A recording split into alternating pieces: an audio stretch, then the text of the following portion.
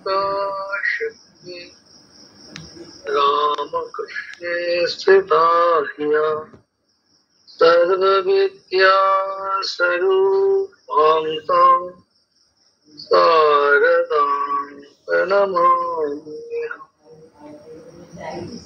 शारदां प्रणमाम्यहम्। কতদিন আমরা যে বিষয়টা নিয়ে ডিসকাশন করেছিলাম সেটাই যেহেতু অনেকেই শুনতে পারেননি বলে জানিয়েছিলেন, আমাদের ডাক্তারবাবু থ্রুতে জানিয়েছেন, তো সেজন্য আমি জানি না এক্সাক্ট সেদিন যা বলেছি এক্সাক্ট বলতে পারবো কিনা, চেষ্টা করবো আর কি আলোচনাটা। তো তারপরে আমরা মায়ের তপস্যা ও মা শারদা এবং গীতার আলোকে, গীতার যে 17 নম্বর চ্যাপ্টারে যে বলা হয়েছে সেই আলোকে মাকে শাস্ত্র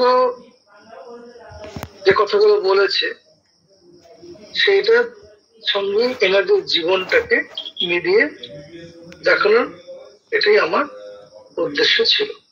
আচ্ছা, আমরা মা শারদাকে প্রণাম জানিয়ে, সেই কারণ যিনি কিনা জ্ঞান দান করেন। এখন এই জ্ঞান কিভাবে আসে যা কিনা আমাদেরকে,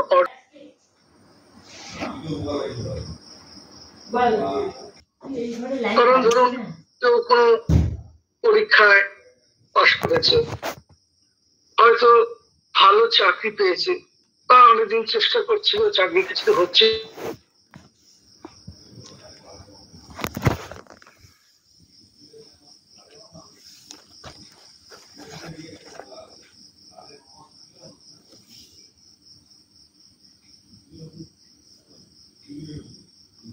তাই ও এই চাকরিটা পেয়েছে।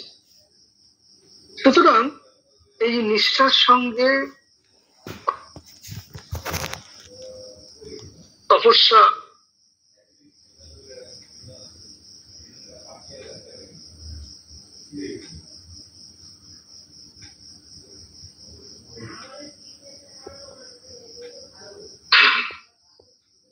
আমরা যখন জ্ঞান এই শব্দটা ব্যবহার করছি, এই জ্ঞান আধ্যাত্মিক জাগতিক দু রকমের জ্ঞানই হতে পারে।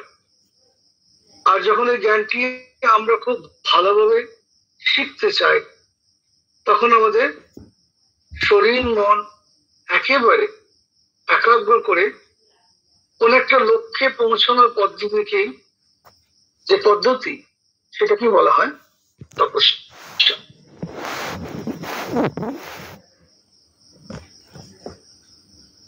জগৎ উৎপত্তির ক্ষেত্রে আমরা দেখছি শাস্ত্রে এই তপস্যা শব্দটিকে ব্যবহার করছে। যিনি স্রষ্টা, যিনি জগৎকে সৃষ্টি করবেন বা যিনি করেছেন, তিনি এটাকে ব্যবহার করছেন। সেখানে কি বলছে না, তপসা চিরতে ব্রহ্ম, এটা আমরা পাচ্ছি মন্দক উপনিষদ থেকে পাচ্ছি, তপসা চিরতে ব্রহ্ম।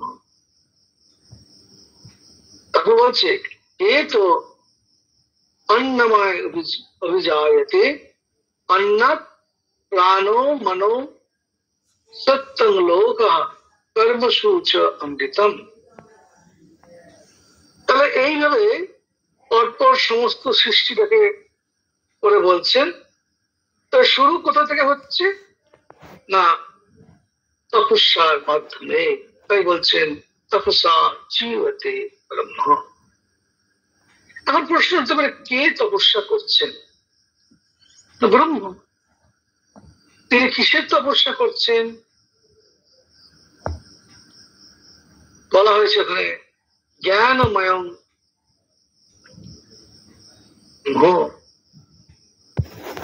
জ্ঞানময় তপঃ, জ্ঞানময় তপঃ, জ্ঞানের প্রয়োগে প্রয়োগ করছেন। তখন মায়া তত্ত্ব শুধু ব্রহ্ম তো কিছু কাজ করতে পারেন, মায়া বা অবিদ্যা যখন যুক্ত হয় তখন সৃষ্টি হয়। পিওর ব্রহ্ম দ্বারা কিচ্ছু হয় না, শুদ্ধ ব্রহ্ম তিনি কোনো কিছুই তাকে স্পর্শ করতে পারেন না। তো বলছেন তখন মায়া তত্ত্ব সৃষ্টি হলো। এখানে অন্নম বলতে কিন্তু আমরা খাদ্য বললে ভাবা চলবে না, অন্ন ভাবলে চলবে না, মায়া তত্ত্বকে বলা হচ্ছে, মায়া তত্ত্বকে বলা হচ্ছে। সেই মায়া তত্ত্ব কি না, এটা বললাম প্রকৃতি, প্রকৃতি বা মায়া। বেথিকার ফোনটা অন হয়ে গেছে,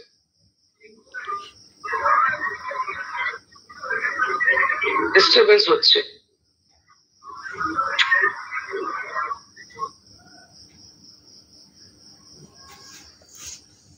প্রকৃতিতে কি থাকে না, প্রকৃতি সত্য রজ তম এই তিন গুণ আবরণ শক্তি ও বিক্ষেপ শক্তি থাকে। এই সত্য রজ তম এটা যাতে ভালোভাবে আমরা দেখিয়েছে, সত্য রজ তম গুণ আবরণ শক্তি বিক্ষেপ শক্তি থাকে। মায়া বা প্রকৃতি পাঁচটি দ্বারা মায়া বা প্রকৃতির সৃষ্টি হয়। কে করলেন? ব্রহ্ম।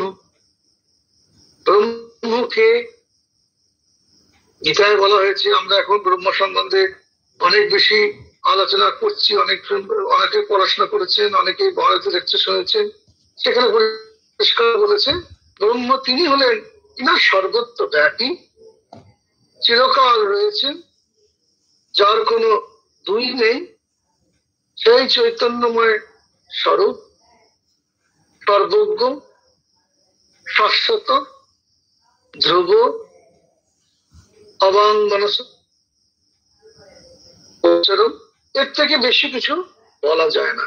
বাক্য মানের অধীন যেটা বলা হচ্ছে অবাঙ্গনস গোচরম। আসলে ব্রহ্ম হলেন একদম বিষয় বা সাবজেক্ট, তারই কথা বলা চলে যে সে বিষয় হয়ে থাকে। ব্রহ্ম তো বিষয় নয়, বিষয় ব্যাখ্যা করা চলে, তাই এর থেকে বেশি কিছু বলা যায় না। ব্রহ্ম হচ্ছে একদম সাবজেক্ট। শ্রীরামকৃষ্ণদেব যখন ইয়ের সঙ্গে সাক্ষাৎ হলো,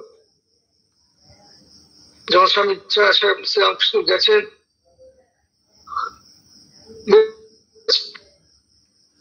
বিদ্যাসাগরকে, কথা করতে করতে বলছেন ব্রহ্মকে জিনিস তা মুখে বলা যায় না। বেদ, উপনিষদ, গীতা এগুলো সব মুখে বলা হয়ে গেছে, তাই এগুলো এটো হয়ে গেছে। একমাত্র ব্রহ্মই ব্রহ্ম, সেটা এটো হয়নি, কারণ একে মুখে বলা যায় না। বিদ্যাসাগর মতন পণ্ডিত ব্যক্তি যাকে বলছেন যে তুমি তো সাগর, বিদ্যার সাগর,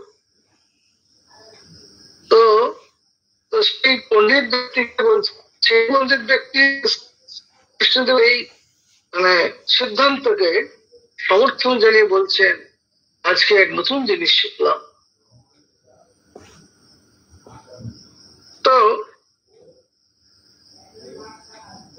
ব্রহ্মকে কি জিনিস, ব্রহ্মকে ব্যাখ্যা করা যায় না।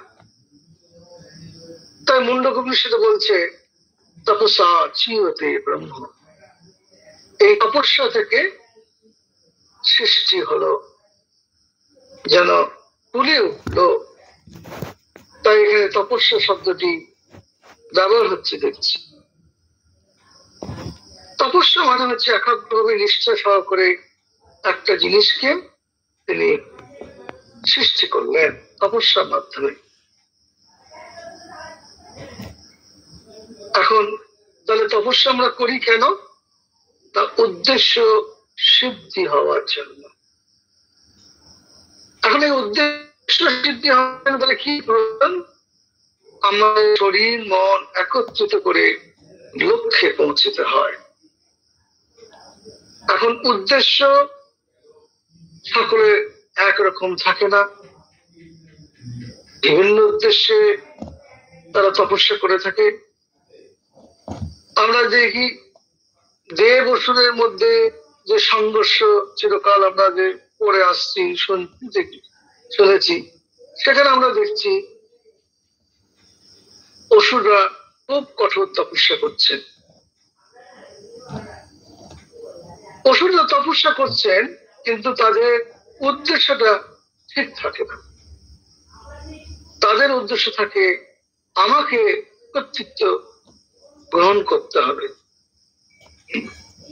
আমাদের ওই যে ইন্দ্র যে সিংহাসন বসে আছে সেই সিংহাসনটাকে আমার দখল করতে হবে। তো এই কর্তৃত্ব পাওয়ার উদ্দেশ্যে, জয় পাওয়ার উদ্দেশ্যে তারা করে। একবার তো এমন হয়েছে যে ভস্মাসুর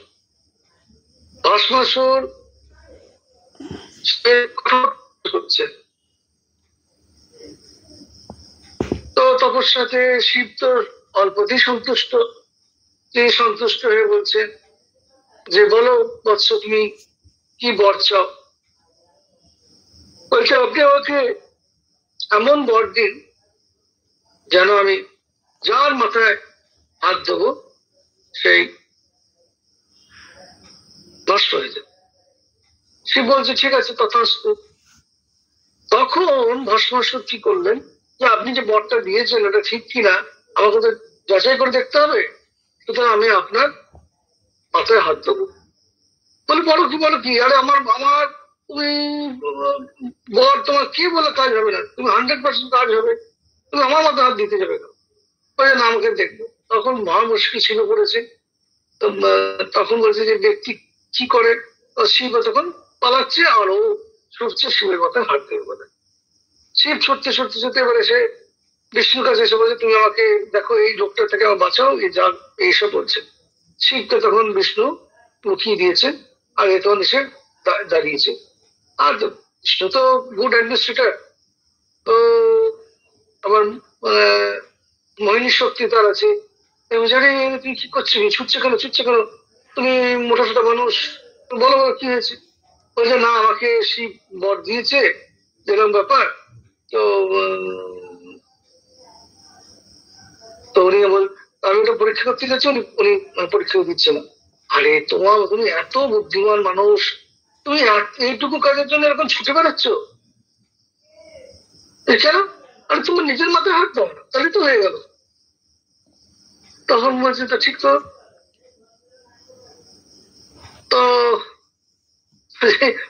হাত দিয়েছে, ও শেষ হয়ে গেছে।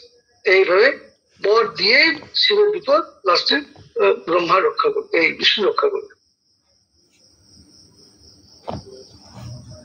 তো এরকমই সেখানে সুতরাং আমরা দেবতারাও তপস্যা করছেন, অসুরও তপস্যা করছেন।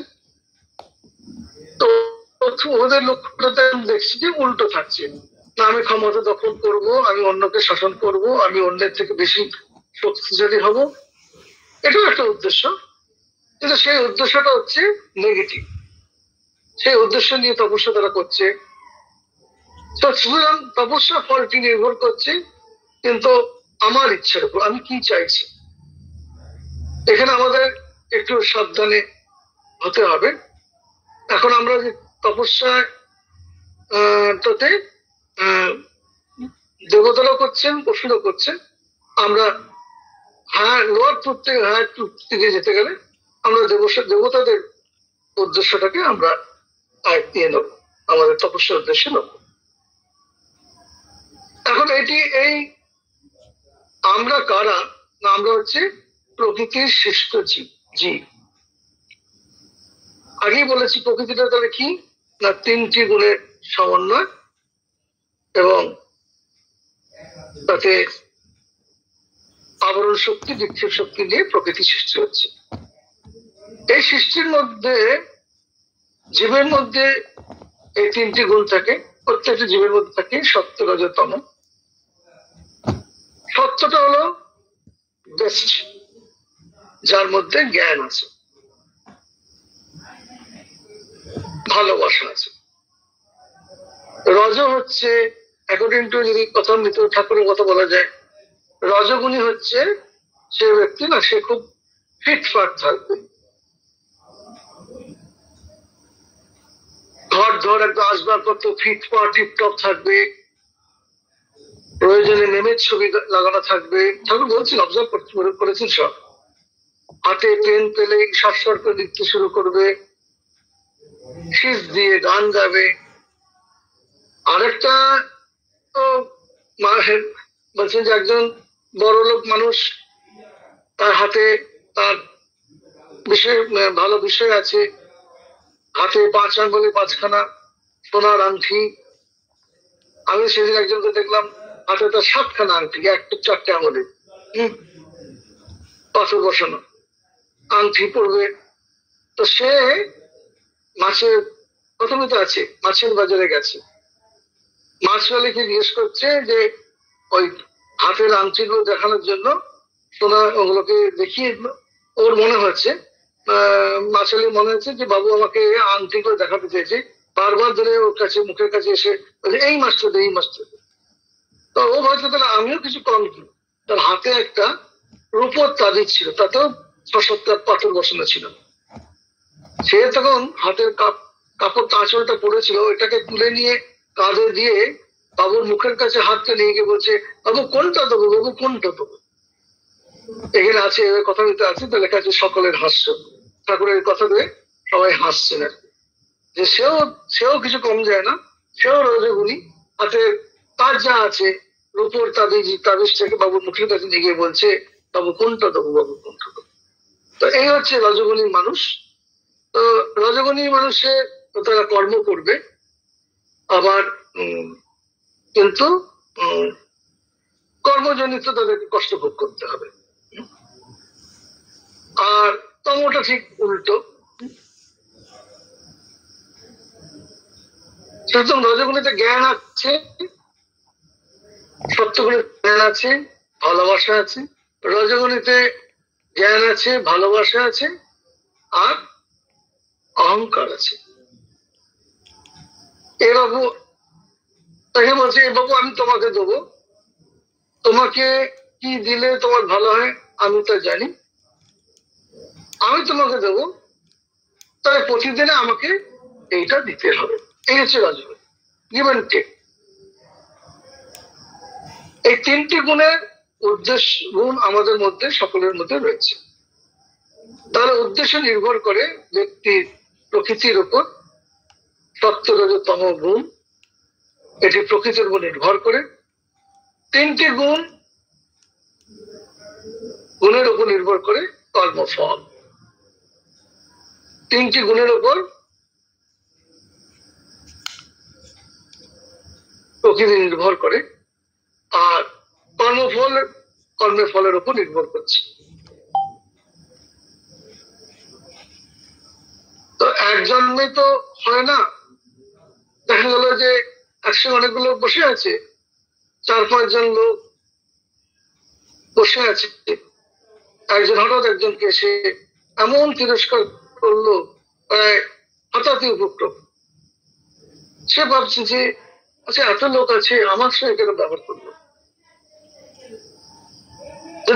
যদি সে ব্যক্তি মুনি ঋষি হতেন, তাহলে সে ধ্যান করে বুঝে যেতেন, ও আজ থেকে 5 জন্মে আমি আগে ওর সঙ্গে আমি এরকম ওর সঙ্গে ব্যবহার করেছিলাম, তারই ফল এটা পেলাম। এই যে আমাদের ধৃতরাষ্ট্র কয়েক জন্মে আগের পূর্বগুলো জন্মে সে কোন মৃগায় গেছিল, একটা পাখি 100টা শাবককে সে দিয়েছিল, সে তাদের চোখগুলো গেলে দিয়েছিল, মেরে দিয়েছিল। তাই তো তার 100টা সন্তান এই জন্মে হওয়াতে সবকটাই মারা গেল, এবং নিজে জন্মান্ধ হয়ে জন্মগ্রহণ করল। জন্ম থেকে জন্মান্ধ হয়ে পৃথিবীতে এলো। সুতরাং আমি আগেও হয়তো আপনাদের বলেছি যে শ্রীকৃষ্ণ দেবকী এবং বসুদেবকে দর্শন দিলেন, কারাগারে। তারপর তার বসুদেবকে দিয়ে তাকে স্থান পরিবর্তন করালেন। তারপর সে যখন বড় হয়ে 14 বছর পর বড় হয়ে কংসের সঙ্গে যুদ্ধ করে কংসকে হারিয়ে, তখন দেবকী এই কারাবাস কষ্ট জীবন দূর হলো। তখন দেবকী কৃষ্ণকে প্রশ্ন করেছিল যে তুমি আমাদের জন্ম লগ্নে দর্শন দিয়ে তখনই আমার কারাগার জীবনটা গুণা ঘুচিয়ে 14 বছর ধরে আরো ভোগ করালে কেন? তখন কৃষ্ণ বলছেন, মা তুমি ভুলে গেছো, আমি ভুলিনি। গত জন্মে আমার আগে যে জন্মে আমি রাম অবতার হয়ে এসেছিলাম, রাম হয়ে এসেছিলাম, তখন তুমি আমার কৌশল্য মাকে ঠিক এরকমই কষ্ট দিয়েছিলে। তখন তুমি ছিলে কৈকেয়ী, আছে গোপ জননী, তিনি হলেন কৌশল্যমা, আর তুমি হলে কৈকেয়ী। সেই সময় যে তাকে যদি 14 বছর চোখের জল ফেলিয়েছিলে, সেই কষ্টটা তুমি এই 14 বছর আবার।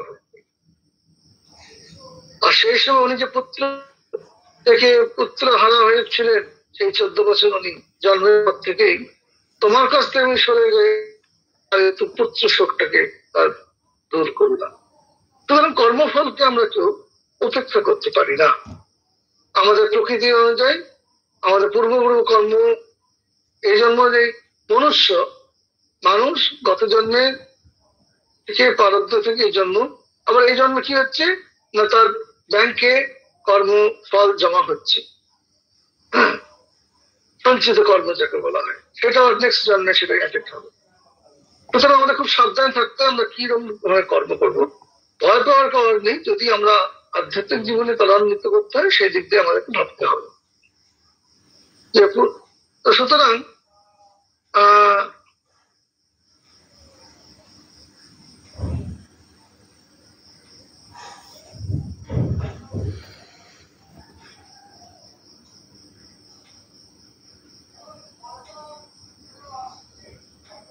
একটা লোক খুব তপস্যা করছেন, খুব পরিশ্রম করলে কর্ম থেকে আসে, নানা রকম ক্ষমতা চাই। এই ক্ষমতার জন্য যে পরিশ্রম করছে, সে যতদিন ঈশ্বর লাভের জন্য করতো, তাহলে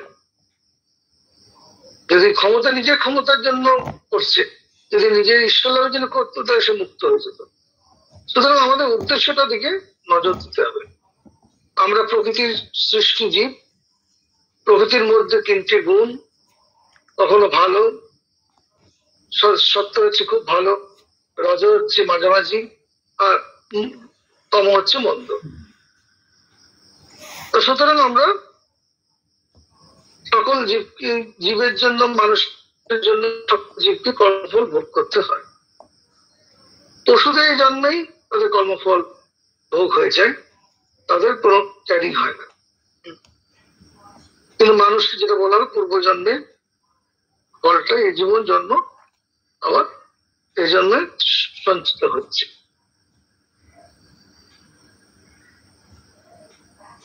কারণ দেবতারা কিভাবে তপস্যা করে, আমরা যে বললাম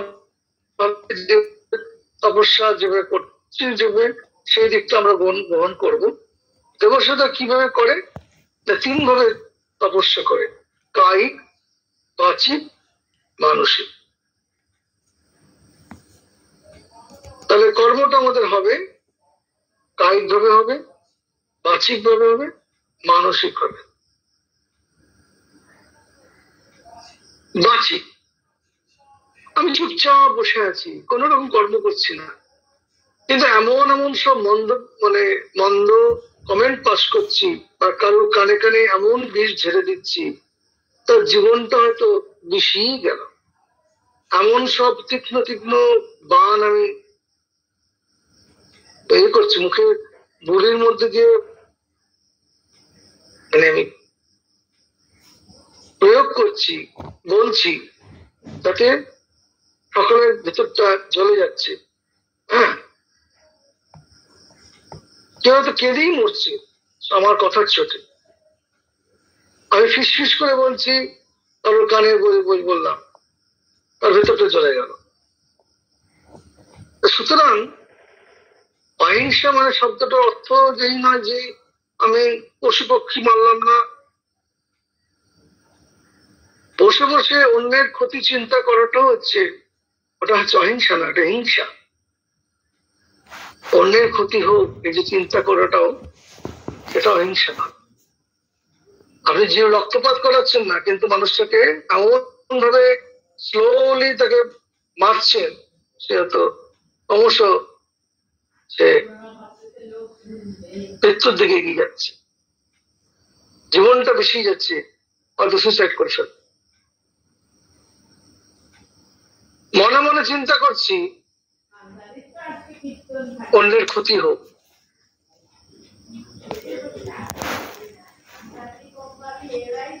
সেটা হচ্ছে মানসিক চাকরি।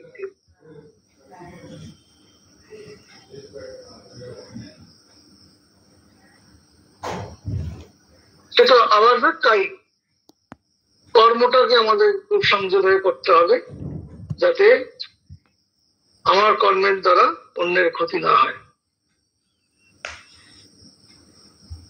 গীতা এক জায়গায় আছে, তুমি কর্মেন্দ্রিয়ানি সংযম্য কর্মেন্দ্রিয়ানি সংযম্য ইয় আস্তে মনসা স্মরণ ইয়স্তে মনসা স্মরণ ইন্দ্রিয়ার্থানুরাত্মা মিথ্যাচার সৌচ্যতে। যে আপনি কর্ম, আপনার যে আমার পঞ্চেন্দ্রিয় কর্মেন্দ্রিয় গুলোকে আপনি চক্ষু গুলো নাসিকা জিহ্বা ত্বক, এই কর্মেন্দ্রিয় গুলো আপনি চুপচাপ কচ্ছপের মতো গুটিয়ে রেখে দিয়েছেন, কিন্তু মনে মনে আপনার বাজে চিন্তা,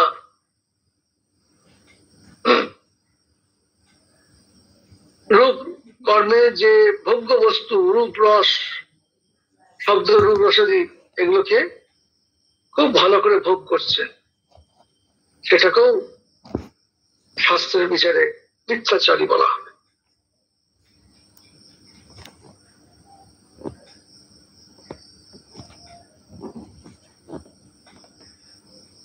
এই 3 রকম তপস্যা করতে হয়, কায়িক, বাচিক, মানসিক। এই ধরনের তপস্যা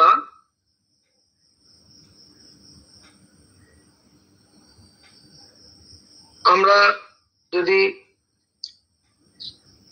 কথা গীতার 17 নম্বর চ্যাপ্টারে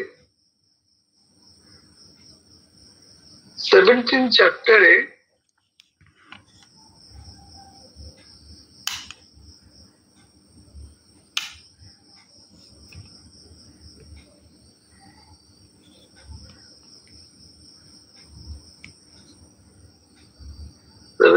চ্যাপ্টারে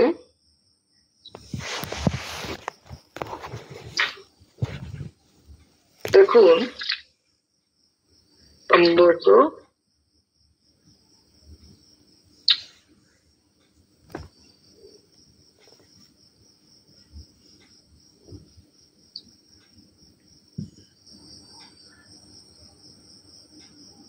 14 নম্বর শ্লোক।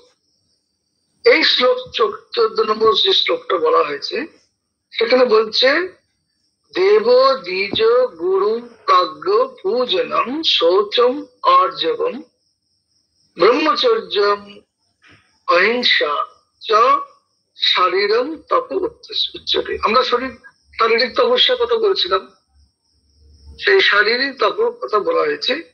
তো বলছে যে দেবতা, ব্রাহ্মণ, দেব দ্বিজ, ব্রাহ্মণ কেন বলা হয়েছে দ্বিজ? ব্রাহ্মণ আর একটি শব্দ হচ্ছে দ্বিজ, দ্বিতীয়বার যার জন্ম হচ্ছে, মানে আমরা জন্মের পরে তার নাম একটা রূপ দিই, এটা রূপ হলো, ছেলে বা মেয়ে, তার নাম হলো। তেমনি যখন আমার সন্ন্যাস নিয়ে ধর্ম করে ওই 2.5 পা চলার পরে যখন সে বেরিয়ে আসছে, তখন তার সেটাতে তাকে সে ব্রাহ্মণত্বে উত্তরণ হলো। এখানে কোনো নাম হয় না, কিন্তু আমাদের যে শঙ্করাচার্য দশমী সম্প্রদায়, সেখানে সিস্টেমটা আছে। সেখানে কি হয়, আমাদের যেমন আমাদের অর্ডারে যেটা আছে যে 5 বছর পর তার একটি যোগ্য হবে, সেখানে কতগুলো প্রতিজ্ঞা করবে, তারপর তাকে একটি শিখা ও তার ইয়েতে চুলে একটি শিখা রাখবে মাথায়, চুলটা সব ছেটে দিয়ে শিখা থাকবে, আর সূত্র ধারণ করবে। সূত্র মানে যেটা আমরা পৈতে বলি, শিখা সূত্র, এবং তার নাম একটা হবে।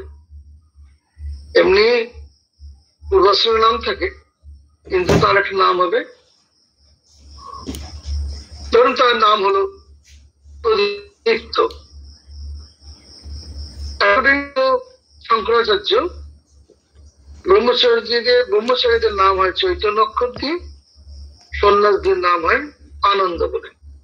তা প্রদীপ্ত হলে প্রদীপ্ত চৈতন্য, তাকে কিভাবে বুঝবো না, তার শিখা আছে, সূত্র আছে। আবার ঠিক 9 বছর পরে সে তখন আবার অ্যাপ্লাই করবে সন্ন্যাসের জন্য, তখন যে তপস্যা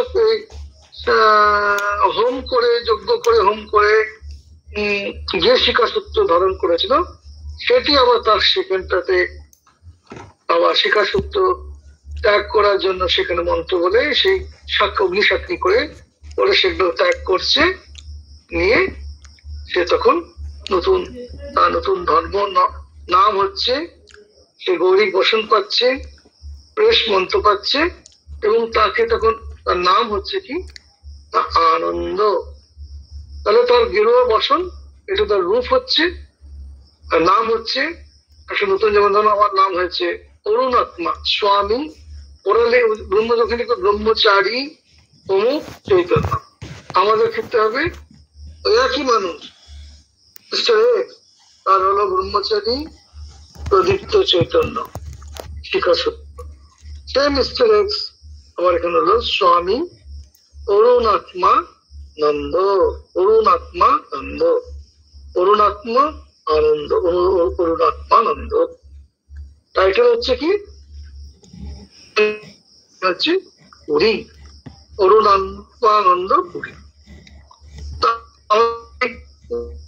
তোতাপুরী, তোতাপুরী বা ঠাকুরী যে গুরু ছিলেন পুরী সম্প্রদায়, সেই দশনামী সম্প্রদায় পুরী সম্প্রদায়ের মধ্যে আমরা পড়ি, তো আমাদের হচ্ছে পুরী। একজন স্বামীজিকে জিজ্ঞাসা করেছিলেন, স্বামীজি আপনি কি পুরী? স্বামীজি তো জিজ্ঞেস করছেন, আপনাকে জিজ্ঞেস করতে স্বামীজি আপনি পুরী সম্প্রদায় ঠাকুর? স্বামীজি বলতেন হ্যাঁ। জিজ্ঞেস করছে স্বামীজি আপনি কি পুরী? স্বামীজি বলছেন হ্যাঁ পুরী, আমি করছি। তো এরকম সব যাও। তো বলছি সেই ব্রাহ্মণ গুরুজন, গুরুজন আর প্রাজ্ঞগণে যিনি পূজা করছেন, জ্ঞানীগণ বলতে প্রাজ্ঞ,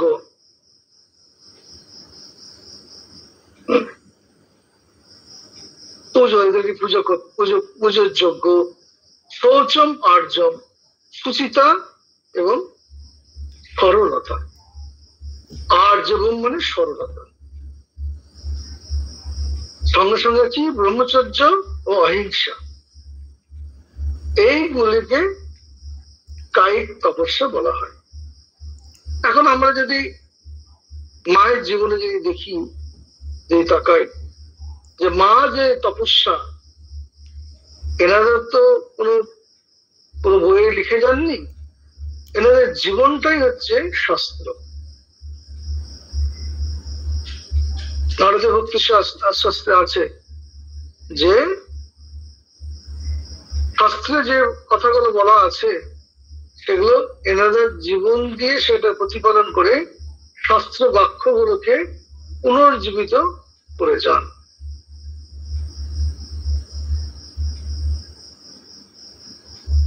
তো এরা সেই শাস্ত্রের কথাগুলো তখন আমাদের কাছে আরো খুব শাস্ত্র বাক্য, শাস্ত্র আমাদের, তখন শাস্ত্রের প্রতি আমাদের শ্রদ্ধা আরো বেড়ে যায়, যে না এনারা যদি শাস্ত্র বাক্যগুলি নিজের জীবনে প্রতিফলিত করে দেখাতে পারেন, আমরাও তো মানুষ, আমরাও চেষ্টা করতে পারি, আমাদেরকে করতে আরো উজ্জীবিত করে। এখন যে কথা বলা হচ্ছে যে দেবতা, মা তার বাবা মাকে দেবতার মতন সম্মান করতেন, দেবতার নিয়ে পূজা করতেন। খুব ছোট বয়স থেকে আমরা দেখছি মায়ের তিনি সঙ্গে মায়ের সঙ্গে তিনি কাজ করছেন। ওই বাচ্চা মেয়ে একদল জলে, তলা ঘাস জলে নেমে, গলা অব্দি জলে নেমে, মায়ের জন্য তো কোমর হতো, ওনার তো তলা জল পর্যন্ত জলে নেমে কিনা কোনো কি সাহসী, সেখানে সাক্ষর থাকতে পারে, সেখানে দলা ঘাস কেটে নিয়ে আসছে। গরুদেরকে খাওয়ানোর জন্য গাছ থেকে কাপাস গুলো পেটে পেটে পড়ছে, সেগুলোকে ঝুল করে কুড়িয়ে আনছেন না, মা সেগুলো সুতো বানাবে কুড়ো থেকে, সেই সুতোগুলো আবার বাজারে বিক্রি হবে। বাড়িতে আর্থিক অবস্থা ভালো নয়, সচ্ছলতা নয়, তাই সেটা তিনি জানেন, তাই এইভাবে সেবা করছেন। গাছ থেকে ফুল তুলে নিয়ে আসছেন,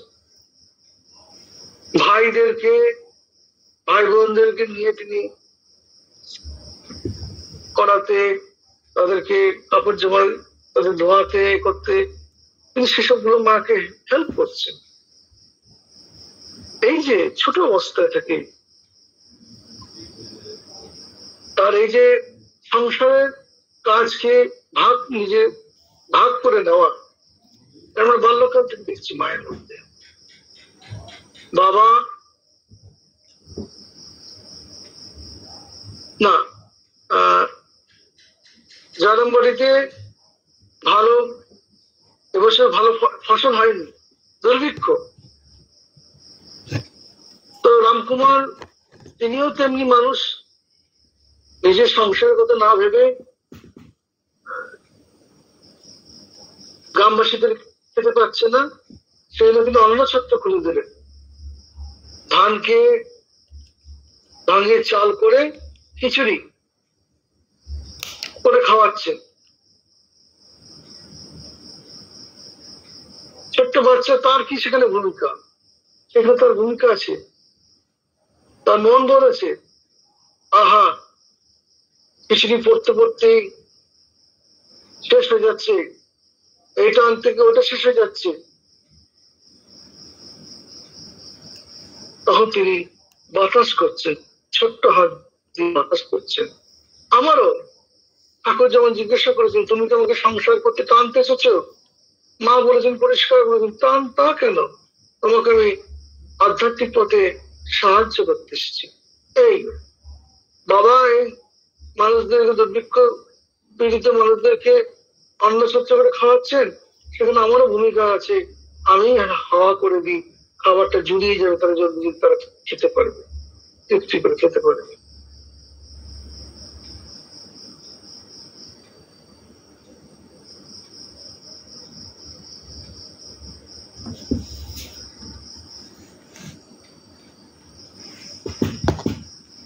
একজন ডাক্তার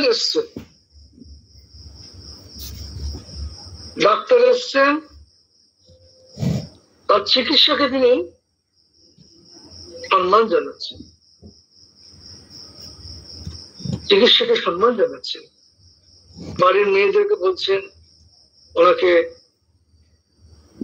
তাদের ট্রিটমেন্ট করতে এসছেন তো প্রণাম করো। ওরা বলছে, মা উনি তো ব্রাহ্মণ নয়, এই ব্রাহ্মণ ঘরে কন্যাটা কেন প্রণাম করবে? মা বললো, ও এত শিক্ষিত ডাক্তার, তুমি প্রণাম করো তোমরা। এই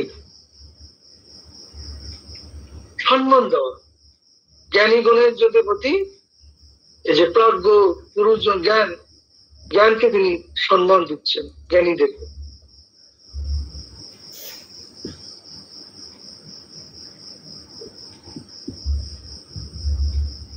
তাহলে দিন আরো ভালো করে ইয়ে করবো এটাকে, সরলতা যদি মায়ের জীবনে বলা যায়, সরলতা আশ্চর্য রকমের সরলতা। এই না যে তিনি বোকা, এখন নিজেই বলেছেন যার কাছে নিজেকে সমর্পণ করেছেন শ্রীরামকৃষ্ণদেব স্বয়ং, যে শক্তি শক্তির কাছে নিয়ে যে শ্রীরামকৃষ্ণ লীলা করলেন, এখন চলে যাওয়ার সময় সেই একই আদ্যাশক্তি যার উৎস হচ্ছে মা, সেই নিয়ে আবার পরবর্তী লীলা মা করছেন ঠাকুরের কাজে। সেই আদ্যাশক্তি সম্বন্ধে মহাপুর বলছেন ও খুব বুদ্ধিমতী।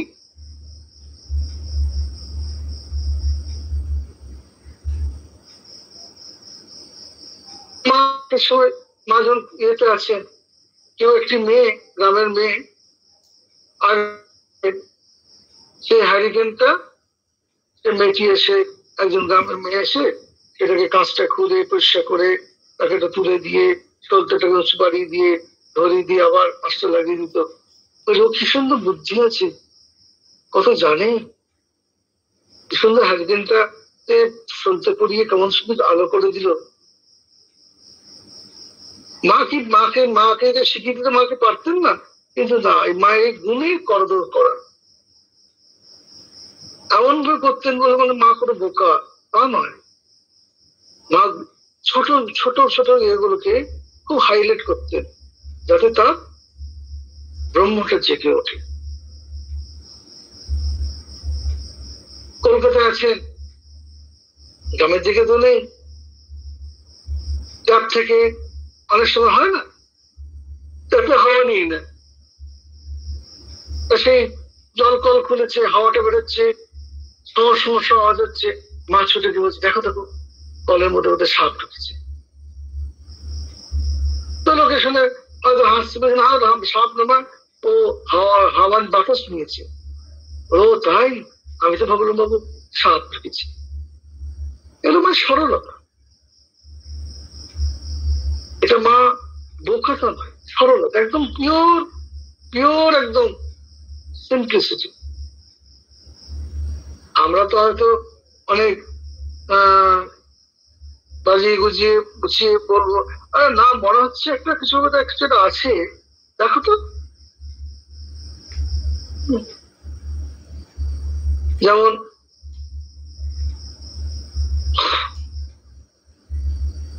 গৌরীশ্বরানন্দজি, রামময় মহারাজ মায়ের ছেলে তো, মায়ের মতনই। আর আগেকার দিনে মানে এত পিওর থাকতো, এত সরল হতো যে কোনো কিছু বানিয়ে গুনিয়ে কথাটাকে বলবে তা না। তো একমাত্র রামময় মহারাজের মায়ের কাছে যাওয়ার অগাধ গতি ছিল, মানে সবাই তো যেতে পারতো না, রামময় মহারাজ মায়ের কাছে যেতে পারতেন, বড়দা মহারাজ রামময় মহারাজ। তাই শরৎ মহারাজ মা রামময়কে মা সেটাকে বলছে তিনি বোধহয় কিছু কবিরাজের ওষুধ খাবেন। তো রামময় মাকে ডেকে বলছেন, রামময় এই মায়ের ভাড়ার থেকে না কিছুটা মধু চুরি করে আনিস। তো রামময় মহারাজ তো সেদিন যা বলেছে শরৎ মহারাজ তেমনি গিয়ে মায়ের ভাড়ার খুঁজছে। মা বলছো, রামময় তুমি কি খুঁজছো বলো না। তখন তিনি শরৎ মহারাজের কথা থেকে কোনো এডিট করেন, কোনো টানপট করে বলছেন, মানে শরৎ মহারাজ বোধহয় কিছুটা মধু লাগবে, ওষুধ তো কিছু খাবেন বোধহয়, কবিরাজ ওষুধ, তাই বলেছেন আপনার ভাড়ার থেকে চুরি করে নিয়ে যেতে। মা শুনে বলছে শরৎ মধু খাবে আবার চুরি করে রাখিয়ে আছে, তোমার যতটা ইচ্ছে নিয়ে যাও না। মা শুনে হাসছে, বলছে শরৎ মধু খাবে তো তোমার চুরি করে কি আছে, যতটা ইচ্ছে নিয়ে যাও। তারপরে মা যেটা উক্তি করলেন বিশাল, শরৎ মহারাজকে তিনি কি দৃষ্টিতে দেখতেন, বলছেন শরৎ মধু খাবে সে মধুরও ভাগ্য, আর যে মধু দিয়েছে তারও ভাগ্য। শরৎকে তিনি শরৎ মহারাজকে তিনি এই দৃষ্টিতে দেখতেন যে শরৎ যে মধু খাবে, যে যে মধু তারও ভাগ্য, আর যে দিয়েছে তারও ভাগ্য। তোমার যতটা ইচ্ছে তুমি নিয়ে যাও। তো মা যেমন সরল, গৌরীশরণজি মহারাজ ব্রাহ্মণ মহারাজ যেমন সরল, আর মায়ের উক্তিতে দেখুন শরৎ মহারাজের করে এরকম। তো এরকম জীবন চর্চা করলে আমাদের মনগুলি একটা ক্ষণিকের হলো অন্যরকম পরিবর্তন হয়ে যায়, কিন্তু এটাকে আমাদের ধরে রাখতে হবে। নাহলে ওই যে কচুরিপানাকে সরানো হলো, জলটা পরিষ্কার দেখলাম, মুখ ধুলাম, আবার যেই ছেড়ে দিলাম কচুরিপানা এসে ঢেকে দিল, সেটা করলে পরে তো আমাদের এগোনো হবে না। এই এগোনোর জন্যই এই তপস্যা প্রয়োজন। তপস্যা চিরতে ব্রহ্ম, ওটাকে ধরে রাখতে হবে কায়িক ভাবে, মানসিক ভাবে, বাচিক ভাবে। আমরা গীতাতে আছে যে শারীরিক তপস্যা,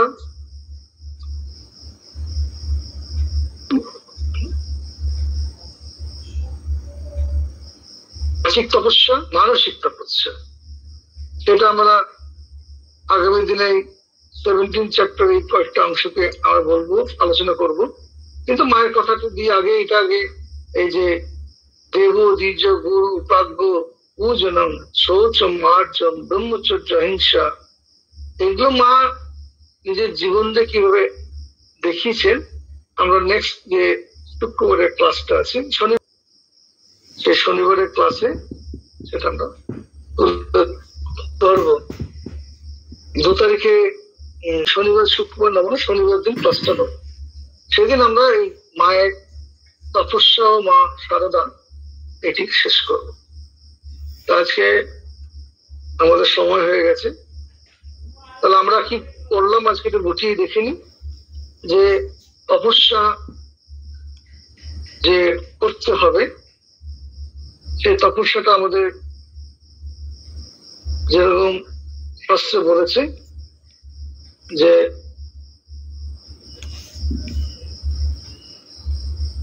জ্ঞানের জন্য আমাদের এই তপস্যা আহরণ করতে গেলে তপস্যা প্রয়োজন।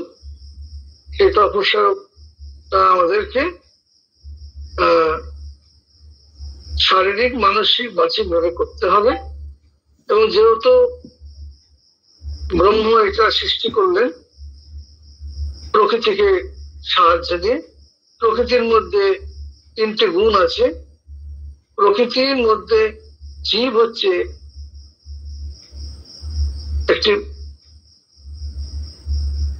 একটি পাঠ, যে সেই জীবের মধ্যে এই 3টি গুণ আছে, সত্য রজ তম। সেই সত্য রজ তম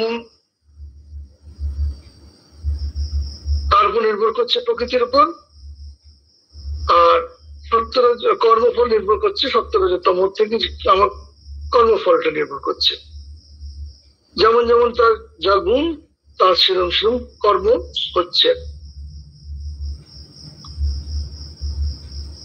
তো শুদ্ধ ব্রহ্ম কোনো কাজ করতে পারেন না, তাকে প্রকৃতি বা শক্তি বা মায়ার সাহায্য নিয়ে করতে হয়। তো আমরা 2 রকম আছে তপস্যা আছে, অসুররাও করছেন 2 রকম, মানে অসুররাও করছেন, মানব দেবতারা করছেন। আমরা দেবতার দিকটা নেবো। আমরা এর ফলটার দিকে বেশি নজর দিতে গেলে সেটা আসরিক হয়ে যাবে, যে আমার আমার জীবনটা যেন আধ্যাত্মিক ভাবে ত্বরান্বিত হয়, তার জন্য আমি তপস্যা করছি। আমার লক্ষ্য থাকবে এই পরম পদ পাওয়ার জন্য। আমার অন্যের কর্মটাকে খর্ব করে নিজে বড় হওয়ার অহংকারটা আমার প্রাধান্য পাবে না। সুতরাং সত্যগুণী মানুষের সেই লক্ষণ। তো আমরা সেই ধরনের করব। এবং এই যে তপস্যা কিরকম, গীতায় যে 17 চ্যাপ্টারে বলা হয়েছে 14তম শ্লোকে, এই হ্যাঁ, সেটার সঙ্গে মায়ের জীবনকে মিলিয়ে আমরা আলোচনা করা শুরু করেছি। সেটা আমরা আগামী দিনে শেষ করব।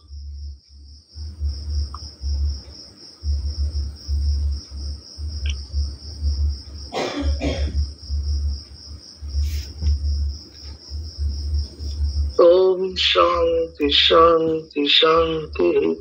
হরি ওম তৎসৎ। শ্রীরামকৃষ্ণার্পণমস্তু। জয় শ্রী ভক্তিপূর্ণ প্রণাম নিন। জয় মহামাই কি জয়, জয় স্বামীজি মহারাজ কি জয়, জয় কামাখ্যা মাই কি জয়, জয় শ্রীমন্ত শঙ্করদেব, মাধবদেব, দামোদরদেব কি জয়।